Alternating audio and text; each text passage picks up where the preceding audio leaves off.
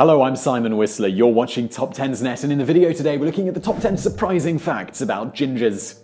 Gingers, redheads, carrot tops, there are a lot of nicknames for those with red hair, especially considering that red is the rarest human hair color. However, while gingers may be relatively few in number, their fiery locks attract outsized attention. Nonetheless, there are some facts about redheads that may still surprise you. In the video today we're looking at the top 10 fiery facts about the gingers who walk among us. Number 10. They congregate. Gingers of the world unite. That's the message behind Redheads, Redhead Days in English, an annual weekend festival held in the city of Breda in the Netherlands. This draws gingers from across the world, as well as thousands of spectators, to celebrate their fiery locks. The festival began in 2005 when a local Dutch artist sought to emulate some of history's great painters by looking for 15 red-headed models for his paintings. When the ad in the local paper drew 10 times that number, the gathering kicked off an annual tradition. 2013's festival in Breda set a world record for the most redheads gathered in one place, 1,672, who were captured in a photo at the event. This event has inspired additional gatherings around the world. In 2015, Chicago held its own Redhead Day, drawing more than 1,000 gingers, and similar gatherings were held in 2016 in the UK and Ireland, though as of 2017, Redheads remains the world's largest ginger party. Number 9. There are some beard-only gingers. One of the many trends driven by hipsters has been a resurgence of the popularity of facial hair. But as some men grow out their beards for the first time, they may be in for a surprise. Red-headed men aren't the only ones who grow red facial hair. The so-called ginger beard can appear on men with blonde, brown, or black hair on their heads. So what's behind the ginger beard? Well, it's the same force that drives red hair, and that's genetics. According to an expert at a Dutch genetics organization, the MC1R gene, which produces red hair when 2 copies are present, one from each parent, can produce patches of red hair elsewhere, including facial hair, when just 1 copy is present. Basically, any guy with a red-headed ancestor has a chance of carrying this gene, and thus of being able to grow a ginger beard. One Irish publication went so far to say this genetic twist is the reason that all Irishmen have beards with at least a touch of ginger in them. Number 8. Not all gingers are white. When you picture a redhead, chances are you picture someone who looks like Ed Sheeran or Christina Hendricks, which is to say someone with very fair skin and features that are stereotypically white.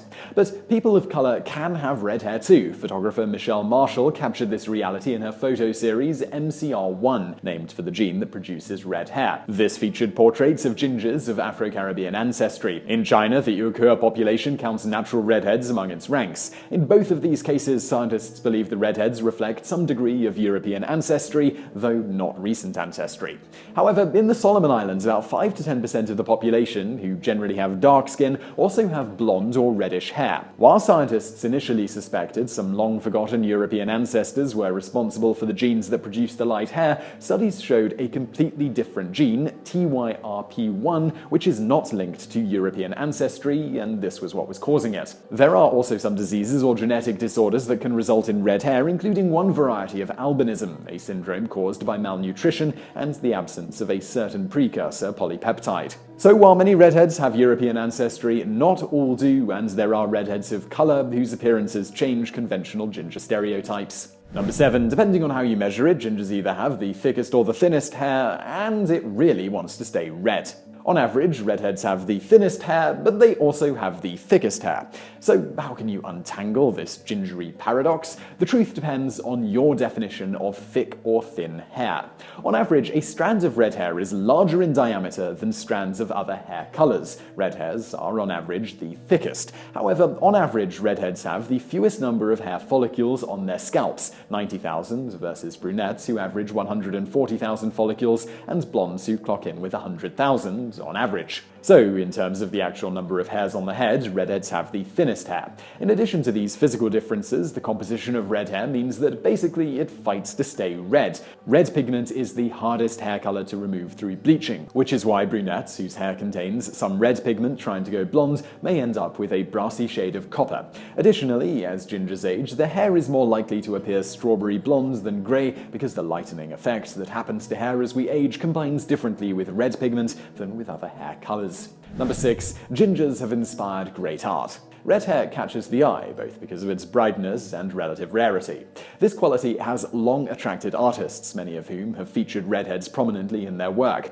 Titan, the leading member of the 16th century Venetian school, featured red-headed women in several of his works. His use of color was very progressive for the time, and his signature Titan red color survives to this day, both as a paint color and an adjective applied to gingers. Later, the painter Rossetti would also be inspired by redheads, using several as models for his portraits of flaming libertines, and even taking one as his lover. Degas painted perhaps the most ginger painting of all time, La Coiffure, Combing the Hair, which features an older red-headed woman brushing out the fiery locks of a younger woman on a red background. Number 5. Gingers aren't going extinct anytime soon. In 2014, there was a flurry of media coverage that suggested that redheads could soon be going the way of the dodo. Articles suggested that a changing climate that produced less cloudy weather could cause the recessive gene that causes red hair, and also allows for better vitamin D absorption in locales without much sunlight, to die out within a few hundred years. So will humanity's future be gingerless? Well, not likely. The premise of the extinction of redheads is based on a lot of faulty science. Basically, even if we assume the future will be sunnier and that redheads will be uniquely disadvantaged in their ability to handle the new climate, and that redheadedness is exclusively linked to a single gene which confers no other qualities than hair color in reaction to sunlight, all of which themselves are problematic and likely incorrect assumptions, this premise ignores the fact that most carriers of the gene that is most clearly linked to red hair are not themselves ginger. Basically, as long as anyone with a ginger in the family tree is producing offspring, there's a chance that the gene survives, and eventually, when two non-ginger carriers of the gene have a baby, or several, well, bam, gingers will be produced and redheads will avoid extinction. Number 4. Gingers have their own dating websites. Speaking of not going extinct, gingers have found another way to ensure the continuity of their red-headed genes, through ginger dating websites. Taylor Swift once reportedly said, "I like people with red hair, I would do a ginger." Further, the existence of numerous matchmaking websites for redheads, and those who love them or want to love them, proves that Taylor's not alone in that sentiment. While mainstream dating website Match.com came under fire for ads that suggested red hair and freckles were imperfections, sites like redheaddates.com, findaginger.com, and gingersingles.com are designed for those who think redheads are the perfect potential partners. Most of these sites only offer their services in countries where redheads are relatively more common: the US, the UK, Ireland, South Africa, Australia, and New Zealand. So if you're in a part of the world that's light on gingers, you might have to meet them the old-fashioned way. Number 3. Being a ginger can be a pain. Literally. Do redheads really feel pain differently? Even the researchers who conducted studies around this issue admit that they initially viewed the idea that redheads require more anesthesia as an urban legend in the anesthesia community. However, science has shown that those who carry the MC1R gene, which includes a majority of redheads as well as some non-redheads who are carriers, really do have different reactions to pain medication than the general population. In terms of anesthesia, redheads require more medication for general anesthesia and are less sensitive to the effects of local anesthesia, like the numbing agents used by dentists. A study by the American Dental Association showed that redheads were more likely to have dental phobias and avoid dental care, perhaps because of this effect. Gingers are also more sensitive to pain caused by temperature, so grabbing an overly hot cup of coffee may cause more intense pain for a redhead than someone without the MC1R gene.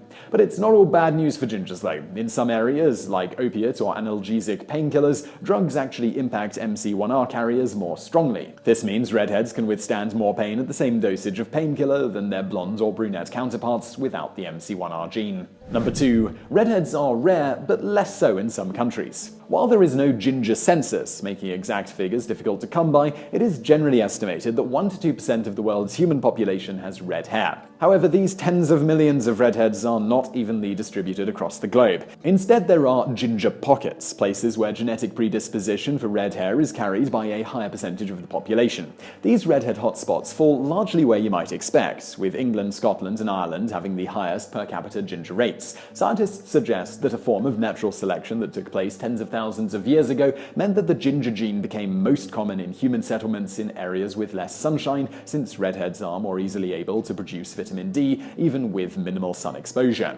According to a 2013 DNA study, Scotland is the Earth's ginger capital, with roughly 6% of Scots having red hair. The Edinburgh region was the most ginger area of Scotland, with 40% of the population carrying a genetic predisposition for red hair. And when it comes to sheer numbers, the US is likely to have the largest ginger population of any country, up to 18 million, according to one estimate. Number 1. Gingers have been well represented amongst British royalty. Redheads have been well represented on the British throne and amongst its Tudor royal family. Perhaps the most well-known royal redhead is Elizabeth I, who reigned as Queen of England from 1558 to her death in 1603.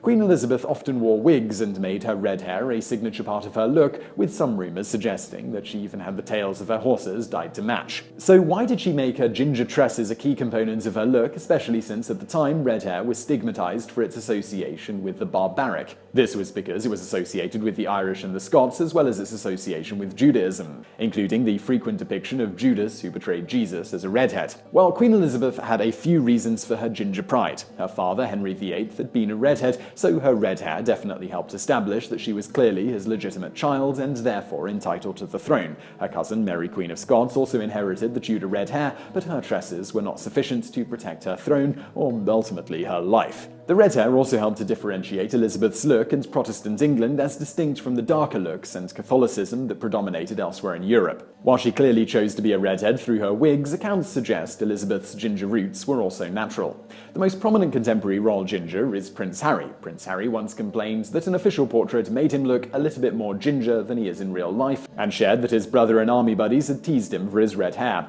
Prince Harry's lack of redhead pride didn't stop a so-called ginger extremist with neo-Nazi beliefs and mental health problems from concocting a bizarre plot to murder Prince Charles and Prince William so that Prince Harry would become king and the crown would once again rest on a ginger head.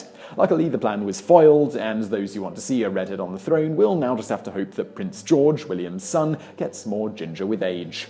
So I really hope you liked that video. If you did, please do hit that thumbs up button below, and don't forget to subscribe for brand new videos just like this every day of the week. Also over there on the right, a couple of other videos that you might enjoy if you enjoyed this one, and thank you for watching.